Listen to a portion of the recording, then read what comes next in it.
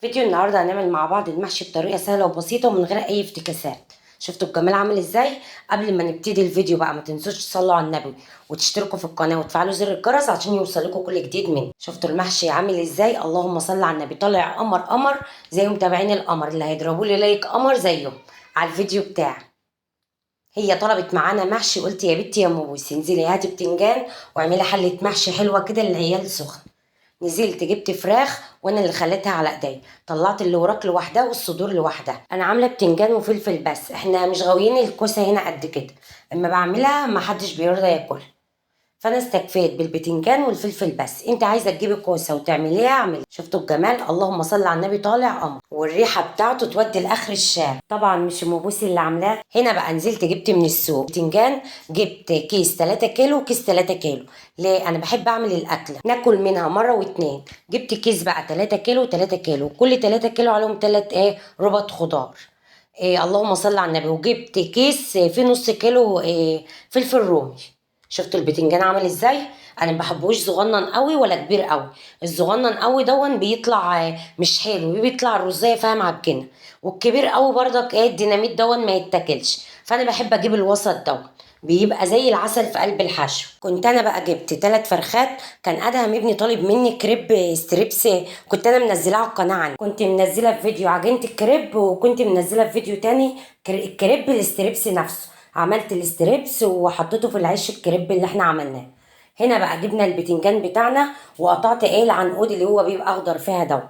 مسكته كله، ده كيس 3 كيلو. سبت الكيس التاني اعمله تاني يوم، يعني يبقى صبح بصبح كده.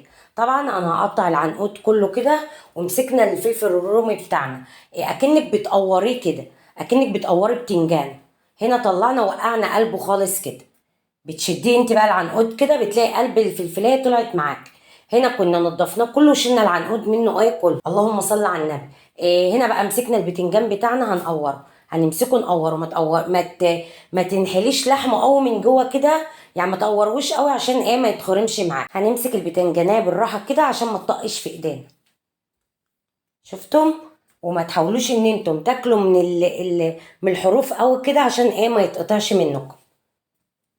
هو بيبقى البتنجان سهل في التقوير عن الكوسه.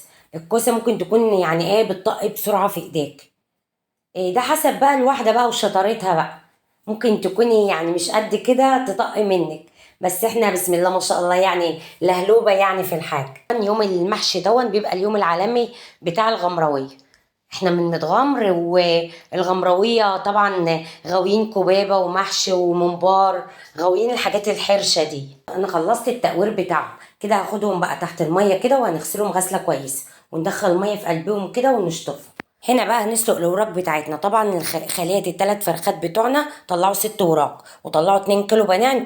عندهم نعمل ستريبس الادم بيه. جبت هنا بصلايه وعليها فلفل اسمر وملح وطماطمتين كده معصورين في الخلاط. هننزل بورق لوري وحبهان كمان. انا عملت الشوربه بتاعتها قبل ما اسقط الفراخ. هننزل بالست وراك بتوعنا. انا اول مره اعملها بطريقه اللحمه، بطريقه شوربه اللحمه. كنت تملي بجيب له وراك اختمها في بصلايه تنزل البهاريز بتاعتها الاول، وبعد كده انزل عليها بالطماطم وبالميه. بس انا النهارده عملت الشوربه قبل ما اسقط الفراخ. هنا بقى هنعمل الصلصه بتاعت المحشي بتاعتنا. طبعا محشي يعني عايز بصل كتير. هنا بقى جبت زيت، انا بحب اعمل المحشي بالزيت عشان يفضل سايح معاكي كده. السمنه بتكرمز معانا. هنا بقى نزلت بالبصل بتاعنا، خرطت شويه بصل محترمين كده.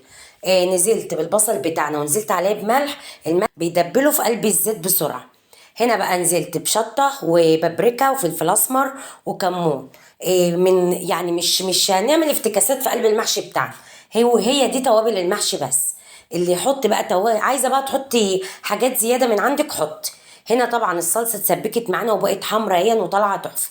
الصلصه دي انا عاملاها مقدار. طبعا انا جايبه 6 كيلو بتنجان، 3 في كيس و3 في كيس. انا عامله الصلصه دي اعمل منها مرتين. هنا بقى جبت الرز بتاعنا ونزلت عليه بالصلصه، وطبعا كنت مخرطه الخضار وغسلاه. هنا هتنك تحطي الطماطم وتقلبي لغايه ما انت عايزه الطماطم كتير براحتك، عايزاها قليله براحتك. هنا بقى هقلبها تقليبه كويس. هننزل بقى بالخضار بتاعنا. طبعا انا كنت جايبه 3 ربط خضار، غسلتهم كويس قوي وخرطتهم. هننزل بيهم وهنقلبهم بردك تقليبه كويس.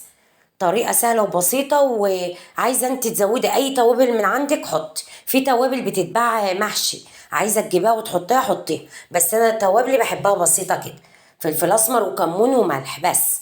هنا طبعا احنا بنرص البتنجان بيبقى واقف كده. فانا تنيت الحله حطيت وراها قماشه كده، تنت الحل عشان البتنجانيه تفضل واقفه. طبعا هنحشيها، مش هتملي البتنجانيه الاخر، بتسيبي ربعها من فوق كده فاضي، عشان الرز طبعا بيزيد معانا في السوا، عشان ما ينزلش معاكي في ارضيه الحله، فخساره ان انت تهدري في قلب الرز. فطبعا هتملاها البتنجانه الا ربع كده. طبعا هنملاه والتانك تدكك كده في البتنجانة بحيث ما تكونش فاضية من جوه. الفلفل برضك، الفلفل تملي الرز بيزيد في قلبيه وبيطلع منه بطريقة رهيبة كده. فالفلفل يعني تخليها نصها، يعني تمليه نص رز، مش 3/4 كمان، لا نص. عشان الفلفل تملي الرز بيزيد فيه يعني بطريقة غريبة كده، بتلاقيه طالع منه بطريقة غريبة. فأنا ما بملاش القرن الفلفل قوي. الفلفل دون هو اللي بيدي ريحة رهيبة للمحشي، بيخلي ريحة المحشي طالعة لآخر الشارع عندك. اللهم صل على النبي.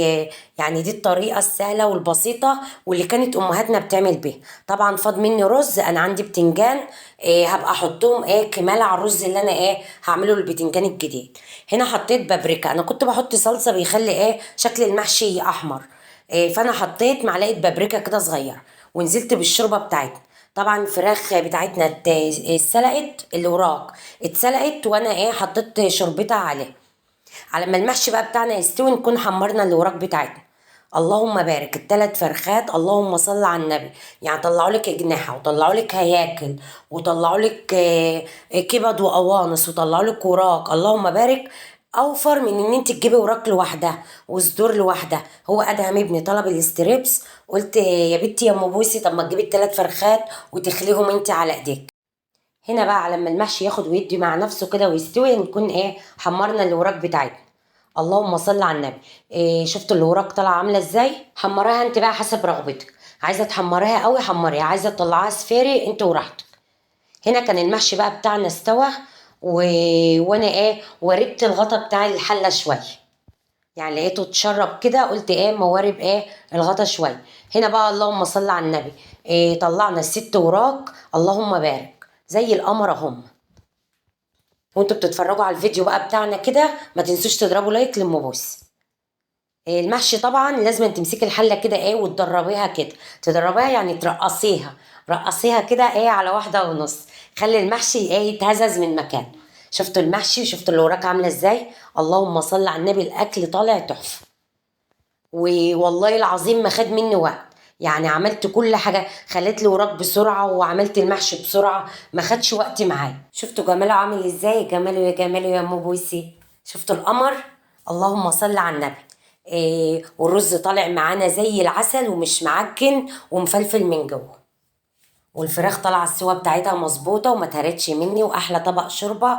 وطبعا هنعصر على الشوربه بتاعتنا الليمون، واضرب يا معلم. طبعا دي الاكلات الغمرويه بتاعتنا، كبابه، محشي، الاكلات دي اللي من متغمر من عندنا هنا. هم عارفين ان اليوم العالمي بتاعنا هو اليوم بتاع المحشي. اللهم صل على النبي. كده يبقى فيديو النهارده خلص، ويا رب يكون عجبكم. ما تنسوش ام بوسي في احلى لايك منكم، واشتراك وفعلوا زر الجرس عشان يوصلكم كل جديد مني.